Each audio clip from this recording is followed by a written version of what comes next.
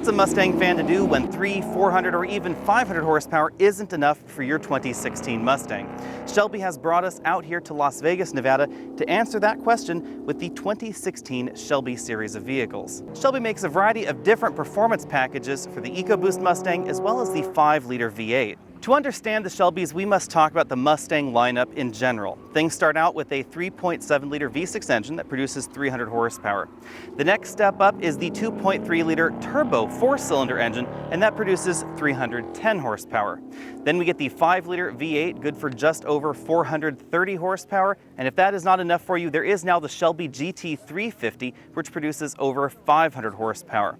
Now, the Shelby GT350 is interesting because a lot of Shelby fans don't consider it a real Shelby, because the Shelby GT350 is actually manufactured in a Ford factory, whereas every other Shelby, like this one right here, this 2016 Super Snake that we're taking a look at, this has been modified by Shelby after you've already bought the base Mustang. Regular Mustangs go from around $23,000 for that 3.7-liter V6 on up to about $47,000 starting for the GT350. Now the GT350 is likely to set you back considerably more than that after dealer markups and after you've added options. Having Shelby work on your Mustang will set you back between around $23,000 or $55,000 depending on what you want to have done to your car. Now Shelby's upgrade package does not start out with extra power. Instead, Shelby focuses primarily on handling and feel. We get vastly upgraded suspension components, new roll bars, new springs. We also get unique Shelby wheels like we're taking a look at right here, wrapped in much wider tires. We have 275 with tires up front, 305 with tires out back.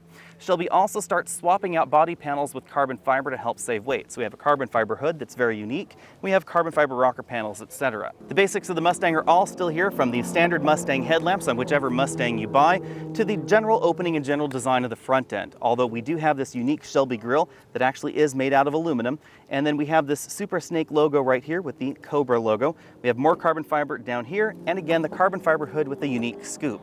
Now the scoop is fully functional for engine cooling because we get much more power out of this than we get out of the base Mustang. Out back we of course get a unique spoiler on the back of the Mustang that's larger than we have in the Ford versions, unique dual exhaust pipes, and those wide tires in the back. Now you'll notice that the GT350, which is again made by Ford, looks a little bit different from this because Ford stuck wider tires up front, and wider tires in this body wouldn't actually fit. So in order to do that, Ford actually changed the front of the vehicle and made it about an inch wider overall. That allowed them to put those 295 with tires on the front axle. Ford and Shelby went about their performance variants very differently. Ford uses a different 5.2-liter V8 engine in their GT350 that produces 526 horsepower and 429 pound-feet of torque. It's a very, very high-revving V8 engine. It's also available only with a 6-speed manual transmission. There's no automatic, and there's no convertible version either. Shelby, on the other hand, takes whatever 5-liter V8 Mustang you have and turns it into a Shelby creation. That means that your 670 or 750 horsepower Shelby can be either 6-speed manual or 6-speed automatic, and it can also be hardtop or convertible. All of Shelby's creations are emissions legal in California at this time, and if you choose the 670 horsepower version, that's not the one that we're taking a look at right here, then it also includes a full manufacturer's powertrain warranty. Now if you do opt for this Whipple supercharger that we have here for 750 horsepower, you do lose your manufacturer's powertrain warranty. However, on the flip side, you do have 750 horsepower, which we just heard roaring off into the distance. On the inside, the majority of the Mustang remains. Of course, we get a lot of unique Shelby touches on this interior. We get different seat coverings that have Shelby right back here. Again, this is based on the model that you are buying from Ford.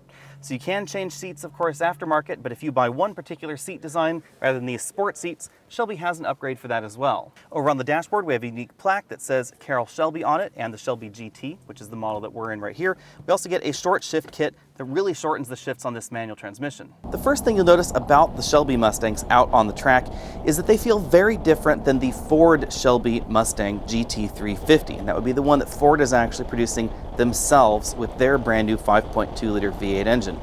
That V8 engine produces a decent amount of horsepower. It's right around 526 or so, but it doesn't happen until 7,500 RPM. And that 5.2-liter V8 engine only produces 29 more pound-feet of torque than the regular Ford Mustang GT.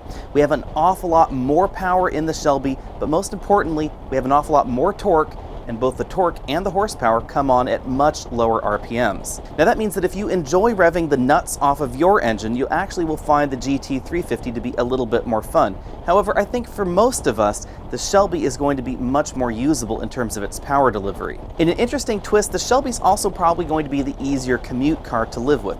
Not just because you can get it with the automatic transmission, of course, but because the power all comes on at lower RPMs. So that means you can actually lug this engine, leave it in third gear, and just drive along in slow and go traffic without shifting as much as you'd have to do in the GT350. Now speaking of tracks, the track that Shelby brought us out to was kind of an interesting choice. This is the Spring Mountain track in Pahrump, Nevada. And the course can be configured in a 3.4 mile loop. However, we're actually only using a 1.5 mile version of that same track. This is the same configuration that Scion launched their FRS on. The reason this is interesting is because with high horsepower cars, you're normally assuming that they're after straight line performance. But the Shelby actually does quite well in the corners, and that's all because of the brand new Mustang platform. All of those changes that Ford made to the Mustang translate directly into the Shelby. The chassis is lower and wider than before, but more importantly, we have an independent suspension in the back. While a live axle may be the preference for drag racers, the new suspension design makes an enormous difference out on the track. The older Super Snake had a hint more steering feel, but the rear end was constantly upset over rough portions on this track. Fortunately, Shelby did make available the old Super Snake and the new Super Snake so we could compare them back to back. Even though this is a track, the surface of the track is not exactly perfect. That actually really helps highlight the differences and improvements that we find in the new generation Mustang suspension. Even though this generation Mustang started out a little bit lower than the last generation already, Shelby does lower the Super Snake, so you do need to keep that ground clearance in mind. However, they haven't really made the suspension that much stiffer in my book. It is, of course, stiffer and firmer, and it's going to be less compliant than the regular Mustang GT, but Shelby stops just before making this suspension harsh. More importantly, however, they have much stiffer anti-roll bars, which means we get a lot less body roll in this than we get in the stock Mustang GT. That body roll was a little bit disconcerting in the Mustang GT. It does handle very well, but you do get quite a bit of body roll if you're seesawing the steering wheel back and forth. Unfortunately, Shelby does not offer a wide body upgrade for the Mustang, although they aren't ruling this out for the future. That means that you can't stuff the GT350's very wide 295 width tires up front. That is kind of a pity because handling in absolute limit situations is likely going to be better in the GT350 than in this Shelby. However, when it comes to power and power delivery, there's simply no contest. Now, while I say that the automatic transmission is definitely a convenience benefit to the Mustang, you should know that cooling is a little bit of an issue in that model. The only car that had any sort of cooling problem during the day was the one with the 6-speed automatic. Now, this is not something you're going to get even if you're driving your car hard out on your favorite winding mountain road, but it will be something that you may notice if you regularly track your car, especially because the track that we're on is relatively short and the speeds are not terribly high. As I said, the track that we're driving on is configured only for a 1.5 mile loop, which means this is very curvy and the top speeds are really not that high. That means you're really digging a lot into the accelerator if you're driving aggressively, and that will cause your automatic transmission to heat up. Although 670 to 800 horsepower is obviously an awful lot of fun, perhaps the most interesting vehicle that Shelby brought to the track is the Mustang that you see right here in the video at the moment. And this is a 2.3 liter 4-cylinder turbocharged model. While I'm sure some tuners in Europe are hard at work on a turbo swap or a completely new engine management system to increase power, the Shelby power mods are modest, with power going from 310 horsepower and 320 pound-feet of torque to approximately 349 and 340 pound-feet of torque. But power isn't what impressed me about this 2.3 liter version. It's actually the suspension changes. Shelby has definitely improved what Ford has done with the EcoBoost 2.3. The EcoBoost 2.3 is tuned to be a very grand touring style ride. It's relatively soft. Again, we get a decent amount of body roll like you find in the stock Mustang GT, but it's actually a bit better balanced in terms of front to rear weight bias than we find in the Mustang GT. That means we're starting out in a very good place. In addition to being slightly better balanced, it's also lighter than the Mustang 5.0, and it definitely feels like it out here on the track. When modifying the 5-liter V8 version of the Mustangs, Shelby prefers staggered tires, which means the tires are narrower up front than they are in the back. The reason for that is because it helps you apply the power in the rear, because with 670 up to 800 horsepower going on that rear axle, you need wider tires in order to be able to actually accelerate the car get the traction in the rear. Because we don't have that much power in the 2.3-liter EcoBoost model, they've actually used symmetrical rubber. That means the tires up front and out back are the same size. The symmetrical tires give the Mustang a very different feel in neutral handling situations. So when you're going around corners on the track and the power is not on, this car actually feels a little bit better balanced, and it's actually my preference. Obviously, the Shelby with the V8 engine is going to be a little bit more fun in the corners because those wide tires allow you to apply power a little bit earlier in the corners, but it's not going to feel quite as lively out on the track. The EcoBoost model actually reminded me a little bit of the Scion FRS out here on this same 1.5-mile circuit in a very good way. The FRS is entertaining because you can actually explore rear-wheel drive dynamics at low speeds. Now, the EcoBoost is obviously going to be going around the track much faster than an FRS, but you're going to get that same kind of direct feel and the ability to really tell what the front and the rear of the car are doing. Now let's talk about pricing. Shelby's basic packages start around $24,000. That does not include the price of your Mustang. So you do have to buy a Mustang first, then you take it to Shelby and have them modify it. To soften the blow, Ford Financing will actually help finance the vast majority of your Shelby purchase. So you can walk into the dealer, buy a 5-liter Mustang GT, and then have most of that package actually rolled right there into your vehicle purchase. That's a good thing because things get a little bit expensive over here on the Shelby side. Now, if you had that Shelby GT350 from Ford, its base price is $47,795. Of course, you're probably going to be seeing a decent amount of dealer markup on top of that price. However, a Shelby GT, which is where this vehicle starts, is going to cost you about $70,000 total. That would give you the 670 horsepower figure, the basic upgrades for the GT, which include the brakes, the wheels, the tires, the grille inserts that we get here, the spoiler out back, etc. The Super Snake model takes things up to the next level for an additional $10,000, or around $80,000 total. Now, your final total will really depend on what options you choose on your Shelby because there are a wide variety of options and Shelby is more than happy to customize things for you. If you want the 750 horsepower version, that's a modest $5,000 bump over the base Super Snake. But again, you do lose that factory powertrain warranty. What do you do if the 670 horsepower or the 750 horsepower Super Snakes are just a little bit too expensive for you, or you're just looking for a little bit less power? Well, Shelby will actually do their same Shelby treatment to the EcoBoost model that we're taking a look at right here.